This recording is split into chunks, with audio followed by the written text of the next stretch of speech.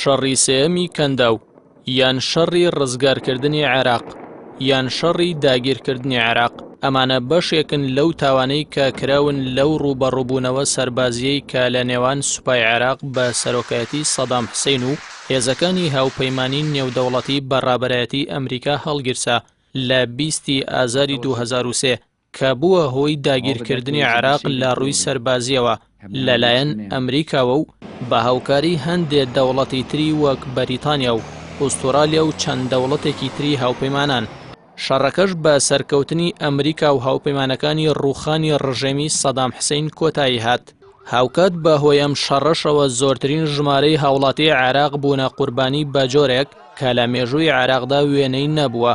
ئەمریکاش زۆرترین سەربازی لەدەستدا. داگیرکردنی عێراق تا 15 دیسەمبەری 2011 درێژەی کێشا تا ئەو کاتەی ئاڵای ئەمریکا بە فەرمی لە بەغداد داگیرا و کۆتا سەربازی ئەمریکاش لە 18 دیسەمبەری 2011 عێراقی بەجێهێشت.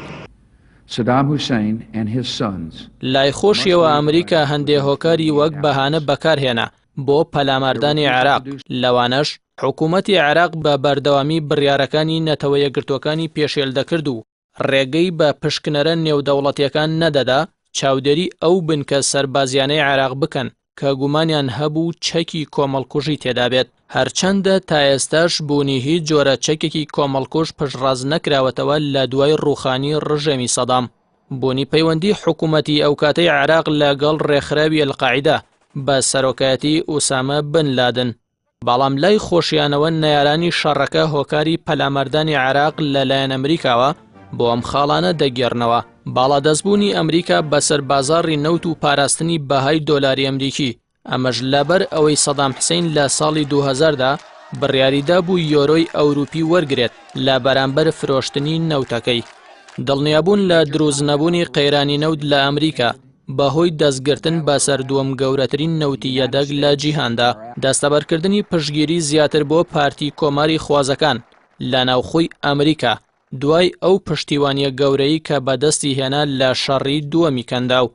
چەکی کۆمەڵکوژی بەدەست سەدام حوسێنەوە یەکێک بوو لەو بەهانە گەورانەی کە ئیدارەی ئەمریکا بەردەوام وەک بەڵگە دەیهێنایەوە بۆ پەلاماردانی عێراق.